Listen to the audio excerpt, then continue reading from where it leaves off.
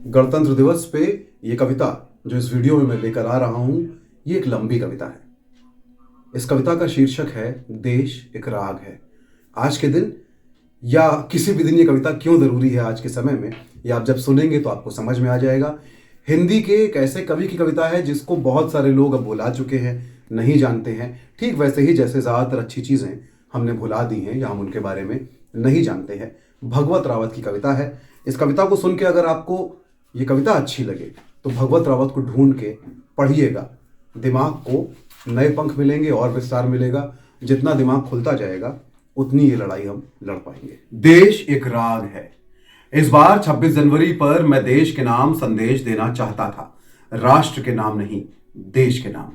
जानता हूं ऐसे संदेश केवल राष्ट्रपति और प्रधानमंत्री समय समय पर देते रहे हैं, जो राष्ट्र के नाम प्रसारित किए जाते हैं। इन संदेशों की कोई तो व्यवस्था होगी, तभी तो उनकी भाषा ऐसी तयशुदा होती है कि उनमें कहीं कोई उतार चढ़ाव नहीं होता, न कहीं मार्मिक स्पर्श। होश संभालने के बाद से पिछले 50 वर्षों से सुनता आ रहा हूं ऐसे संदेश, और किसी का कोई एक वाक्य भी ठीक से याद नहीं। मजेदार बात यह है कि देशवासियों जैसे आत्मीय संबोधनों से प्रारंभ होने वाले ये संदेश देश को भूलकर राष्ट्र राष्ट्र कहते नहीं थकते। राष्ट्र की मजबूती, राष्ट्र की गरिमा, राष्ट्र की संप्रभुता, राष्ट्रोत्थान जैसे विशेषणवाची अलंकरणों से मंडित ये आत्ममुग्धता और आत्मश्लाघा के उदाहरण बन के रह जाते हैं। मुझे कुछ समझ में नहीं आता। मेरी उलझन बढ़ती ही जाती है कि देश के भीतर राष्ट्र है या राष्ट्र के भीतर देश। दोनों में कौन किससे छोटा, बड़ा, सर्वोपरि या गौण है, इस विवाद में ना पड़े तो भी दोनों एक ही हैं, ये मानने का मन नहीं करता। अव्वल तो कोई किसी का पर्याय नहीं होता, फिर भी सुविधा के लिए मान ही ले तो देश का पर्याय राष्ट्र कैसे हो गया। अर्थात देश में सेन लगाकर कब राष्ट्र घुसाया, इसका पुख्ता कोई ना कोई कारण और इतिहास होगा ही। पर मेरा कवि मन आज तक इसको स्वीकार नहीं कर पाया। और यदि इसका उल्टा ही मान लें कि सबसे पुराना राष्ट्र ही है, तो हजारों सालों से कहां गायब हुआ पड़ा था तत्सम शब्दावली की कहीं कहीं पोथियों पुराणों के अलावा। देश देशांतरों की मार्मिक कथाओं से भरा पड़ा है सारी दुनिया का इतिहास। राष्ट्रों की कहानियां कौन सुनता सुनाता है। अब आप ही बताइए कि क्या कोई ठीक ठीक बता सकता है कि कब देश की जगह राष्ट्र और राष्ट्र की जगह देश कहा जा सकता है। हमारे जवान देश की सीमाओं की रक्षा करते हैं। हम देश का इतिहास और भूगोल पढ़ते पढ़ाते हैं। सन 47 में हमारा देश आजाद हुआ था। मैं भारत देश का नागरिक हूं। ऐसे सैकड़ों वाक्य पढ़ते पढ़ाते बीत गई उम्र। जब जब जहां जहां तक आंखें फैलाई, दूर दूर तक देश ही देश नजर आया, राष्ट्र कहीं दिखा नहीं। आज भी बड़े बड़े शहरों से मेहनत मजूरी करके जब अपने अपने घर गांव लौटते हैं लोग, तो एक दूसरे से यही कहते हैं कि वे अपने देश जा रहे हैं। वे अपने पशुओं, पक्षियों, खेतों, खलिहानों, नदियों, तालाबों, कुओं, बावड़ियों, पहाड़ों, जंगलों, मैदानों, रेगिस्तानों, बोलियों, बानियों, पहनावों, पोशाकों, खान पान, रीति रिवाज और नाच गानों से इतना प्यार करते हैं कि कुछ ना होते हुए गांठ में भागे चले जाते हैं, हजारों मील ट्रेन में सफर करते, बीड़ी फूकते हुए। वे सच्चे देशभक्त हैं।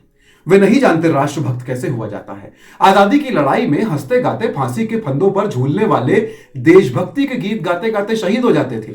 ऊपर कही गई बातों में देश की जगह राष्ट्र रख के कोई बोल के तो देखे। राष्ट्र राष्ट्र कहते कहते जुबान न लड़खड़ाने लगे तो मेरा नाम बदल देना।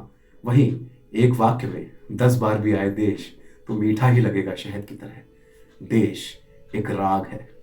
सुवासित सुभाषित सा फैलता हुआ धीरे धीरे स्नेहिल तरंगों की तरह बाहर से भीतर तक, भीतर से बाहर तक स्वयं अपनी सीमाएं लांघता, सुगंधित मंद मंद पवन की तरह सारी दुनिया को शीतल करता है। धीरे धीरे सारी दुनिया का हिस्सा हो जाता है। कितना भी पुराना और पवित्र रहा हो राष्ट्र शब्द का इतिहास, पर आज पता नहीं क्यों बार बार ये शब्द एक भारी भरकम बनाई गई ऐसी अस्वाभाविक डरावनी आवाज लगता है, जो सत्ता और शक्ति के अहंकार में न जाने किसको ललकारने के लिए उपजी है। अपना बिगुल खुद बजाती है, जिससे एक ही शब्द ध्वनित होता सुनाई देता है, सावधान सावधान सावधान। मैं देश के नाम संदेश देने के बारे में कह रहा था और कहां से कहां निकल गया। यह सही है कि ना मैं देश का राष्ट्रपति हूं, ना प्रधानमंत्री, ना कोई सांसद, ना विधायक, यहां तक कि किसी नगर पालिका का कोई निर्वाचित सदस्य तक नहीं हूं। पर सभी ये कहते हैं कि ये जो अच्छे बुरे जो भी हैं, सब मेरे ही कारण हैं। मैंने ही बनाया है उन्हें। तो इसी नागरिक अधिकार के साथ मेरा देश के नाम संदेश क्यों प्रसारित नहीं किया जा सकता कि स्वतंत्र भारत न गढ़ पाने की कोई दबी छिपी रह गई गुलाम मानसिकता, ये परायों के तंत्र से मुक्त ना हो पाए कि कोई विवशता, आप जो भी कहें और आप पूरी तरह मुझे गलत भी साबित कर दें। और जो आप कर सकते हैं, कहां कहां से पुराणों और पोथियों से प्रमाण खोज के ला सकते हैं और मुझे चारों खाने चित कर सकते हैं, पर जो सामाजिक इतिहास मुझे दिखाई देता है राष्ट्रों का, वो कतई आत्मीय नहीं है। अपने ही भारत देश के बारे में सोचिए कि भारत में महाभारत कभी नहीं होता यदि उसका सम्राट धृतराष्ट्र न होता, जिसे अपने सिंहासन के अलावा कुछ भी दिखाई नहीं देता था। इतना ही नहीं, उसकी रानी ने भी आंखों पर पट्टी बांध रखी थी ताकि उसे भी कुछ न दिखाई दे अपने पुत्रों के मुंह के अलावा।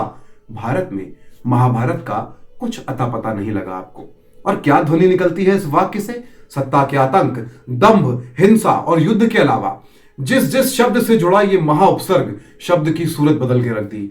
उदाहरण देने से क्या लाभ, आप ही जोड़कर देख ले। सीधे सादे शब्दों के आगे उपसर्ग। मैं किसी शब्द और नाम का अपमान नहीं कर रहा हूं, और महाभारत जैसे आदि ग्रंथ का तो बिल्कुल नहीं। वो ना लिखा गया होता तो युद्ध की विभीषिका और निरर्थकता का पता कैसे चलता? कैसे पता चलता कि युद्ध में हार ही हार होती है, कोई जीतता नहीं।